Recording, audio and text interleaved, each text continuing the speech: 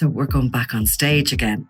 We're going to be live in the Cork Opera House on March 30th for a very special event, which is going to form part of the Cork Podcast Festival. Our show is called Look Who's Talking. It's going to be all about those criminals. How do we get them into studio? How do we get up close and personal with them? And what have they got to say when the cameras are off? So Cork Opera House, tickets from corkpodcastfestival.ie, 30th of March. See you there. Will I take my coat off? I'm totally ready to go home. Oh, yes, yeah. Will I have my coat on? Yeah. Is this part of the podcast? Yeah. It is. You were about to sensitively ask me, are you tired? And then you thought, I won't do that. In front of my reputation as a tough guy. Tough guy. Because I think I am quite developing that reputation, aren't I? No, it was cold in here when we came in because the air conditioning is on. And as any of us who work in this building know, it's either like an ice box or a effing furnace. And either way, you're going to give out about it. I'm going to take my coat off. Yeah. I'm going to settle in. Yeah. Because we're going to have a chat. Yes. About how are your feelings and stuff. I feel good. Yeah. Yeah. You feeling okay? Any personal issues you want to share with me? Look for a bit of advice? No. Okay. I think we're okay. Let's move back to our usual fare. Which is having a pop at Daniel Kinahan.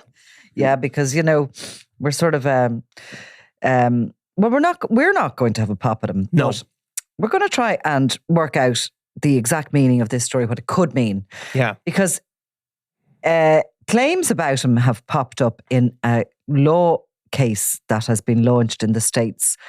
And I was sent a story from the New York Post, I think it was, the other night, late the other evening. And without my glasses, I did try my best to try and read it. Popped it on to you while I was reading it because I could see this is a very significant development in all this. And from my basic understanding, these allegations have come up that Daniel Kinahan did this sort of shady deal to promote Tyson Fury fights. Now, we knew they were very linked. That's not the point.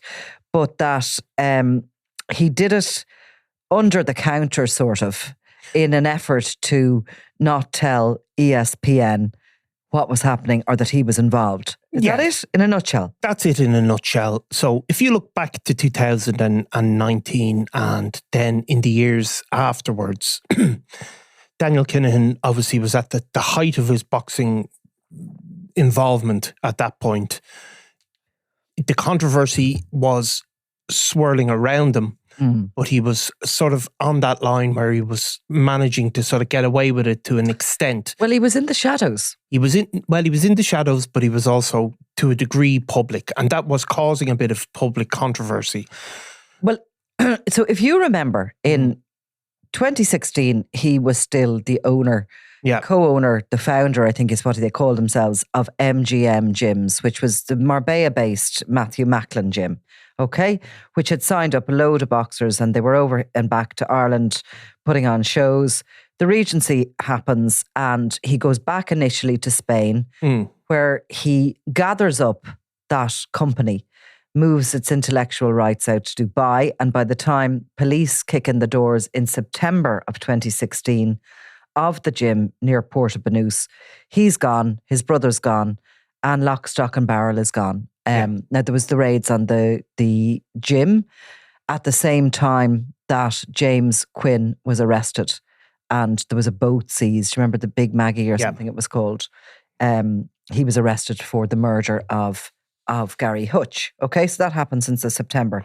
Then we move on and we're told that, firstly by Matthew Macklin, that Daniel Kinahan is no longer involved with the boxing company. Yes. And it's sort of blamed on media. Yes, that he's been given a hard time. He's been given a hard time. It's the kind of the negative media around it that he's basically standing back because of the good of the boxers. Because basically every time he arranges a bout, all that's spoken about is his links to organised crime. Exactly right.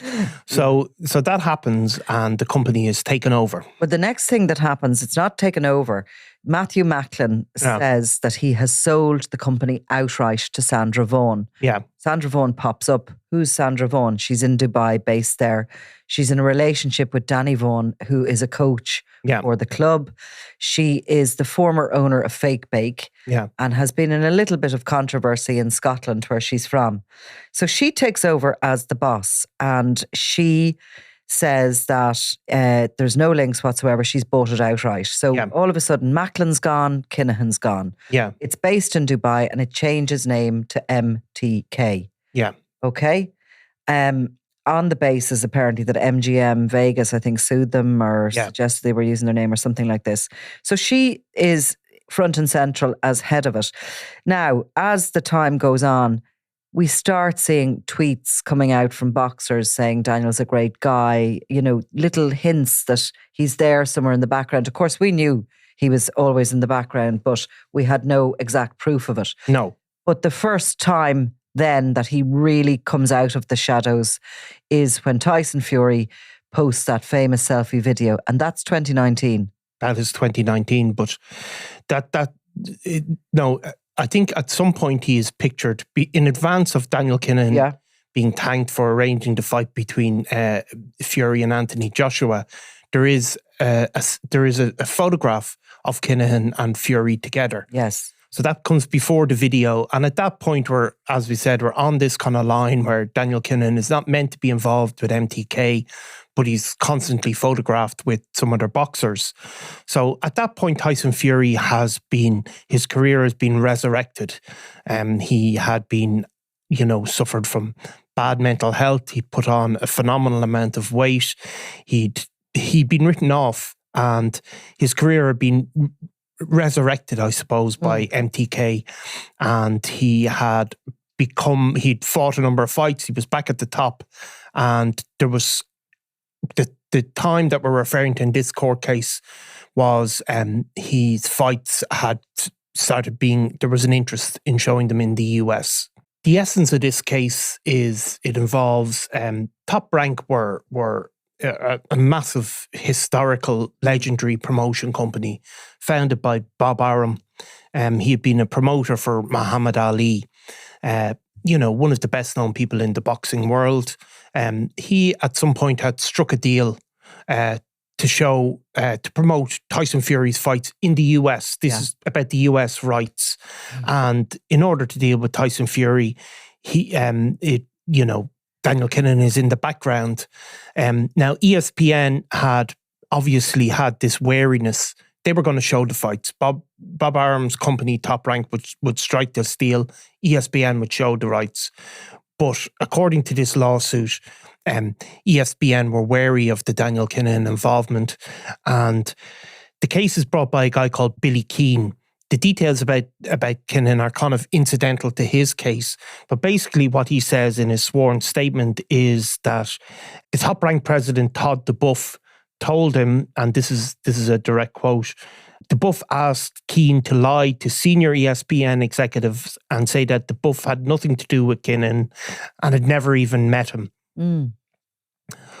So, I mean, this all ties into the fact that Daniel Kinahan had, I suppose, was it secret at this stage what level of involvement he had with Fury? So again, you have to go back a little bit. Yeah. We spoke there about Kinahan moving the company to Dubai and pulling back publicly and, selling it on to Sandra Vaughan, or so we were told. But if we go back to about 2017, and it's about 2 months after Michael Conlan had that sort of pro-boxing victory in New York. And at that time, these images started to appear on social media. And they were of this obese Tyson Fury running through water fountains and, sort of frolicking in Marbella, along with his good friend, Billy Joe Saunders, the boxer. And, he was 26 stone at that stage and had existed on this diet of fast food and booze. On the scrap heap, really. But he was being signed up to MGM, about to become MTK. They still had Their base in Spain. They were still training people. And in one video chat with Saunders, he was saying he was back on a mission to put the record straight. I want to make my family, friends and fans proud again. I'm sorry I let everyone down. It'll never happen again. If I can change and beat my demons, so can you. I'm living proof that anyone can come through the worst times in our lives, no matter what we must battle through, and all help and love each other. I'm here to help others like they helped me. And these sort of video diaries were being put up. Now, at exactly the same time, in the US, in a totally unconnected thing, Top Rank, the promotion company, signed a deal with ESPN for 90 million. At that point. Right. So what Top Rank have to provide for ESPN is exciting fights that are going to justify the 90 million. They've done this deal in 2017. Yeah. So that's interesting because at that time, as Fury is in these video diaries, his future is still very uncertain. I mean, the weight loss is going to be enormous. The idea that he was going to get back to the fitness levels that would bring him to the world stage just seemed beyond him and everybody else. And we knew, of course, that MGM under Kinahan and Macklin were throwing money at lots of boxers who were never going to make it. Yeah, I mean, they didn't have the stable that they would go on to have. They had Billy Joe Saunders, who was either he had been a champion or was certainly in the mix at that stage. But really, after that, they had guys at a lower rank until Fury came in. And they had really sort of put money behind him because they had these sort of MTK's finest trainers around him at that stage. Danny Vaughan, who's Sandra Vaughan, his wife, would go on to take over the company. Ben Davison and Thomas Stoker and Paddy Barnes, the other two boxers. So they were training with him and they were dieting with him and they were helping him back to sort of fitness levels. And those video clips were kind of coming almost daily. And I remembered the trainer, Ben Davison, who ended up becoming his manager, was later speaking about Fury at that time, and he discusses how he was struggling many ways when he was introduced to Daniel Kinahan in 2017. Of course, that didn't emerge back then. Yeah. It emerged later. And he said that Fury had the threat of legal cases hanging over him. He had financial worries. He was drinking tequila for breakfast and he was in bad health. And to quote Davison, he says, at that point, Tyson was questioning everything about himself, even his own existence. To have somebody come along and say, don't worry, I believe in you, I've got your back, was a godsend to him. Daniel gave him the footings to start again, a positive outlook and a pathway back to the top. It was huge for Tyson. So he offered him money, a shoulder to cry on. Tyson had that sort of ban, you remember that doping ban thing hanging over him? And they basically got to the other side of that. And I suppose under MTK, he blossomed. Nobody can say any different with the training regime. He lost those pounds in weight and he kind of started to look like an athlete again. The fallout from his breakdown was still there in the background. So around early 2018, he lost his last heavyweight championship title. And he'd been at the loggerheads of the UK anti-doping. He had been tested, hadn't he? And he had been banned from boxing. And there was a controversy about, he said that he had been eating boar meat. Yeah. And there was some hormone used in the meat. Anyway, he officially announced his comeback with MTK just a month before he heard the results of that case, or that case was due to take place, which resulted in him landing a 4-year ban. Yeah. So he's banned. He can't fight in the UK. Yeah. But he's getting fit. He's very famous. Yeah. You know, he's building up all the support again around him. So America's in his sights. So of course there's sort of things starting to happen that are... Yeah. At some point in 2019, as Tyson Fury rises to the top, Top Rank are looking for European fighters. Yeah. And European fights to promote in the US. They're looking to make up that 90 million for their deal with ESPN. Now, ESPN are obviously probably the world's biggest sports network. Being American, they're not intimately aware of the Kinahans, but they're aware of the controversy. Top Rank are one of these big organizations, famously founded by Bob Arum. But Bob Arum, even at this stage, I think he's in his late 80s. Yeah. And according to these documents, the company is effectively being run by Todd DeBuff, who's his son-in-law, who's married to his daughter. And he is doing the deals. He obviously fancies Tyson Fury. Tyson Fury had been obviously the number one boxing star in the UK, maybe less well known in the US, and he feels there's a big deal to be done here. A pay-per-view deal with ESPN where he would provide them with Tyson Fury and the fights. ESPN would show them and make the money on pay-per-view. So he obviously approaches Daniel Kinahan, the buff, but he doesn't do it himself personally. He doesn't strike the deal. What year are you talking there? Well, it's 2019 is all we're saying. Just to bring you up to date then on what's happening with Fury. So sort of by December 2017, a deal was announced about Fury and his brother Hughie, and to resolve those charges. The ban was lifted. And because he had claimed high nandrolone levels of eating uncastrated wild boar, that was it, wasn't it? And they said they'd renew his license. So he had gone back to work in early 2018, and he announced he'd signed a multi-fight deal with Frank Warren's Queensbury Promotions. He took on an Albanian called Sefer Seferi in his first comeback fight, and he won that in the 4th round. And I'm reading this now because I don't have that good a memory. The fight was shown on BT Sports, which became sort of a little bit controversial in times to come. BT Sports' support of it. And his next offering on the undercard at Carl Frampton's Windsor Park event in Belfast was watched by more than 800,000 live viewers. So he is starting to really become TV gold again, isn't he? And a month before Frampton announced his full managerial contract with MTK, so Frampton in the meantime was about to sign up with them, everybody was it was all eyes on Fury to see what was going to happen next. So you're coming into 2018 and through 2019 when he had again very significant fights that he was showing that he could bring the crowds. Yes, wasn't he? Well, of course, and like Tyson Fury has generated publicity and controversy wherever he's gone. But I suppose what you see with Top Rank is they think, well, we can actually promote this guy in the US. He's undoubtedly more colourful. There's more to be gotten. So Top Rank they want this deal done. And what this guy, Billy Keane, is saying is he was employed, he used the term a fixer to get this deal done. Somewhere they obviously get in contact with Tyson Fury's people, and that all the roads lead back to Daniel Kinahan. So Billy Keane says he obviously has to do this deal with Daniel Kinahan at this stage.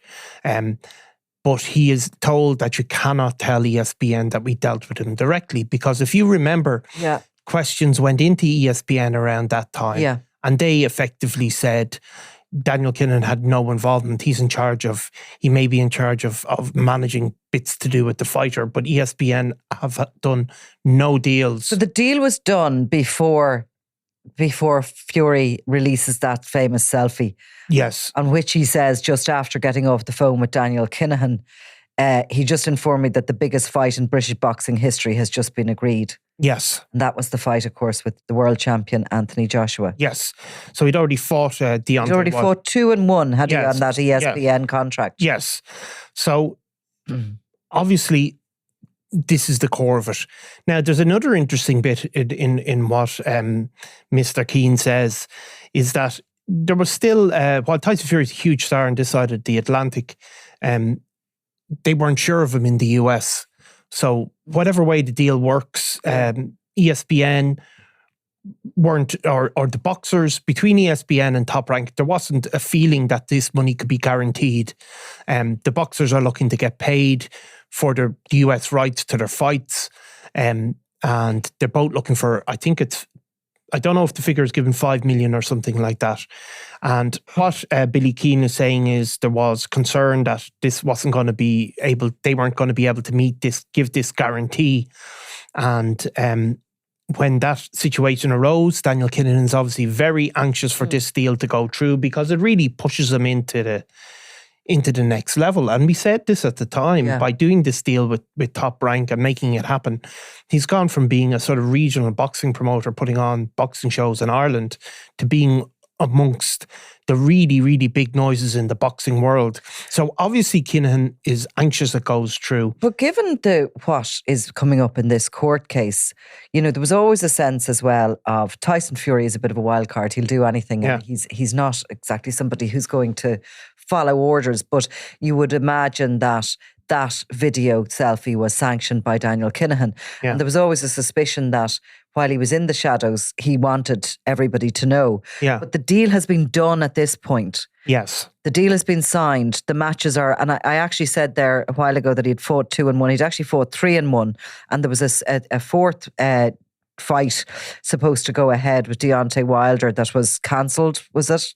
Coronavirus or something? Yeah, okay. And then this Joshua one was the big one and all the rest of it.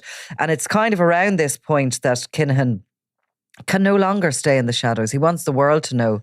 Well, I mean, there's an interesting bit actually in this affidavit. So they're talking about, Billy Keane is talking about meeting with Daniel Kinahan. He goes out to Dubai and he tells the buff in writing that his contact in Dubai was in fact Daniel Kinahan. And that Kinahan wanted to ensure that Top Rank and the buff knew of his involvement from the beginning, so it would not later jeopardise the deal. And he tells Keane that he would arrange for Fury to sign with Top Rank on 2 conditions. The first one was that Top Rank would have to pay him an agreed percentage of Fury's fight purses. So, and he says the second one was Top Rank would have to give MTK, the management the office management company, an output deal to ensure Kinahan's other fighters receive television exposure. So you can see at this point when this deal is being done, Daniel Kinahan is speaking for MTK. Yeah, exactly. And also when the issue comes up about whether the money would be met, like Kinahan's obviously for this deal to be done, it doesn't matter about money. And Kinahan tells him, I will personally guarantee. And what year is this happening? This is all... these meetings are happening in January 2019. Right. So, I mean, there's obviously further discussions as it goes, as goes further on down. And according to, they actually speak about the Irish press. The buff says the Irish press had reported that Kinahan was the head of a drug cartel. And if the buff were linked to Kinahan, ESPN might be forced to terminate their deal. So that is why he's told this has to be all hush-hush. So Keane says he was told to fly to Dubai to get it done and to get Fury to sign with Top Rank. And this is all the big before his upcoming rematch with Deontay Wilder. Incredible stuff. So at one point he said, despite having, this is in another line from it that's interesting, despite having legitimate concerns for his own personal safety, Keane did not quarrel with the buff's orders, and he had conversations directly with ESPN executives who expressed frustration with Top Rank and the buff, and they were running out of patience. And he says he went and spent 2 weeks in Dubai, as he describes it, courting Kinahan and Fury, and all of expenses were reimbursed by Top Rank. So he's obviously over there trying to get all of this done, and the pressure comes on. Just amazing, isn't it? And you fast forward that to, the confidence that built up. Of course, following 2019, we had the pandemic, which, put the skids on everybody because on boxing, on sport, on everything. So he had a kind of like they had to build that up again and start fighting again and start gathering those crowds again. And obviously the pay-per-view, some stuff was happening, I think, out in the Middle East. But nonetheless, he comes around into around 2021 and he's really gaining confidence again, Kinahan, isn't he? Yeah, and I mean, this is another interesting bit which is about Frank Warren. Yeah. Because Frank Warren obviously is the sort of UK Bob Arum, is he? I suppose he's a very well-known boxing promoter, undoubtedly the best known in the UK. Now, Frank Warren has been pictured with Daniel Kinahan on a couple of occasions over the years. They have done some sort of business at some point. Yeah. Frank Warren has said a couple of things about Daniel Kinahan, basically. I was just looking to see, thought he texted me, Frank. It was actually, we had email communication. Keep talking and I'll try and find this. So, according to Billy Keane, after Fury signed with Top Rank, he flew to Dubai with the Buff personally to meet with Kinahan and others. So after meeting with Kinahan, he feels energized, and he starts, according to Billy Keane, saying he carried himself as if he had the support of a private army and started talking about taking over boxing globally. And he also told Keane that he wanted to sign more UK fighters with Kinahan to please ESPN. And after the Kinahan meeting, he gave the Buff Billy Keane says the Buff gave him a list of fighters he wanted Top Rank to sign, and he also told the Buff to enlist Kinahan's help to take all of Frank Warren's fighters, to put Warren out of business and expand Top Rank's operations in the UK. Right. Yeah. Yeah. I found my little communication with Warren. Yeah. It was a very heady time in April of 2022 when he came on and he asked me to remove a tweet I had put up. Anyway, I won't go into the detail of it here. I'll tell you after. Nicola, thank you for your speedy response. It's much appreciated. Maybe I could come on your podcast in the future, and you would always be welcome as one of my promotions as my guest. Kindest regards, Frank. Right. We obviously ended that little set too quite friendly, but that was April 22, which of course was yes. Just I mean, all of this sanctions hit. Yeah, and interestingly, actually, I mean, Bob Arum did a lot of interviews after the sanctions hit, saying they were cutting ties with Kinahan, and he spoke about having spoken to Kinahan to an extent, and Kinahan, in Bob Arum's recollection of the conversation was Kinahan saying, "I've done some bad things in my life, but I want to move past all of this." But you hear, interestingly, in this, that Billy Keane is saying that the Buff, who was Bob Arum's son-in-law, that he culled him, sort of, didn't he? Yeah, and he was keeping it all separate from Bob Arum because of Bob Arum, of course, is 90 years old at this stage, and he didn't really know anything about it. He didn't know anything about it, and he was kind of keeping it, under wraps, the links with Kinahan. Yeah. And Arum did always insist that he just thought, and actually as soon as the sanctions hit, I think that's when he absolutely pulled his ties from him. I mean, I think that we're talking about this and we're trying to bring various timelines together to show what was going on in different parts of the world. And always, we haven't even done that timeline for what was going on in the criminality, other than to say that by April 22, Daniel Kinahan, his father and his brother, are sanctioned by the US Treasury in a very high-profile event here in Dublin, which has had massive reverberations for them across the world. And of course, he has not come out of the shadows again in regard to any involvement in boxing since then. No. Daniel Kinahan. No, we always hear bits that he's kept the hand. Oh, of course. Here and there. I have no doubt that he is, absolutely no doubt. Getting to the proof of that is far more difficult as a journalist than maybe other people who have access to finances and scrambling this. But I think the bigger point here is this court case is civil, right? Yeah. But clearly there is some statements and evidence in there that are showing, if they're proven to be true, that there was dirty money deals going on under the counter, that companies were tricked into basically taking money from an international drugs cartel, right? Yeah. Now, does that bring Kinahan towards those RICO laws in the US, which are all around money laundering? Well, you would think that it could. I mean, so the RICO laws, as they're called, is the racketeering and some of the most powerful legislation in the US. Yeah, so they changed, obviously, the laws as part of an operation to target the Cosa Nostra, the mafia in the US. And what it really showed was that people don't have to be directly involved in stuff, but if they can show that criminality occurred and you're the head of this criminal organization, you can be effectively held criminally liable for it.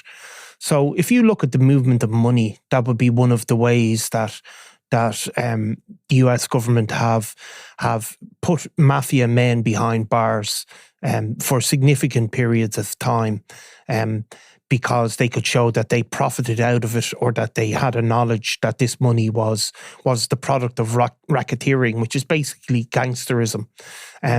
So you would think this would hold some sort of legal peril for Daniel Kinahan. Now, It's the second time, of course, he's been named in civil proceedings in the US. It is, and of course... First time was the boxer, the boxing promoter, Harida, who sued him, claiming that he took his boxer from him. Yeah, and they won, and that judgment is outstanding. So, look, Daniel Kinahan faces a risk in the US, and obviously the US are deeply involved in looking at the Kinahans, probably for many, many reasons. Some of them sort of geopolitical because of their ties with maybe Iran and Russia. Some of them to do with the fact that they're probably tied in with South American Colombian cartels. Either way, they've caught the attention of the US state. We know that they were at Daniel Kinahan's wedding. What's going to go on with all that? We have to say we don't have a clue, I suppose. But we do know that there's a file with the Irish DPP. Yeah. And I would imagine that's the first port of call.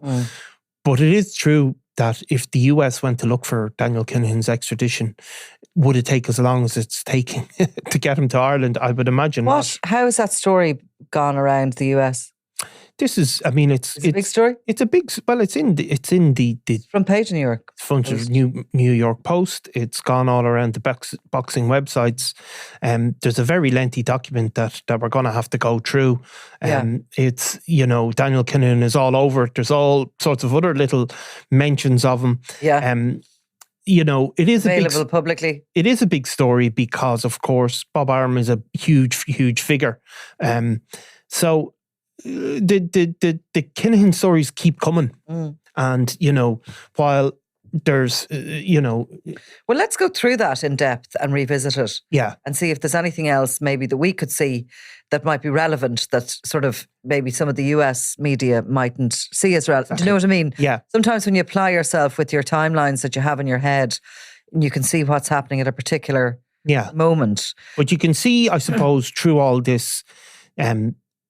Daniel Kinahan was still on the edge then, wasn't he? Of sort of being possibly having his image rehabilitated. And this was his big chance, this deal with Top Rank, because it was pushing him into a whole other level. And if he could have got this over the line, maybe suffered the odd bit of bad publicity, he could have been home and dry. But it didn't work out like that. Interesting, though, that ESPN were concerned about what was in the Irish media, because there was always a feeling that they didn't care what was in the Irish media, and even some of the UK outfits that continued to work with Kinahan and some of his boxers who were very vocally supportive of him never seemed to care what was said in the media. But that is, I think that's quite a takeaway, because even Kinahan himself, and I think Sandra Vaughan, poo-pooed the Irish media as being sort of fantasists and liars and having an obsession with Daniel Kinahan, when we really should have been welcoming him home. Yeah, treating him as a hero. As a heroic son of Dublin. Yeah. Well, those days are definitely gone, aren't they? Well, I'm going to put my coat back on. Yeah. And we will send me that document and I will read in depth, and we will see if there's any more we can there is. pull out of that. There will be other little gems. Yeah. Okay. Thanks, Nicola. Robbie Lawler was out of control. This is Double Cross, the murder of Robbie Lawler. It was going to be an all-out war with him in the middle of it. Crime World special investigation podcast based on my new book, Web of Betrayal, wherever you get your podcasts. I'm Nicola Tallant, and you're watching Crime World, a podcast about criminals, drugs and the underworld in Ireland and across the globe. Make sure you subscribe to our channel and turn on notifications so you can be the first to watch all our latest episodes. You can also listen wherever you get your podcasts.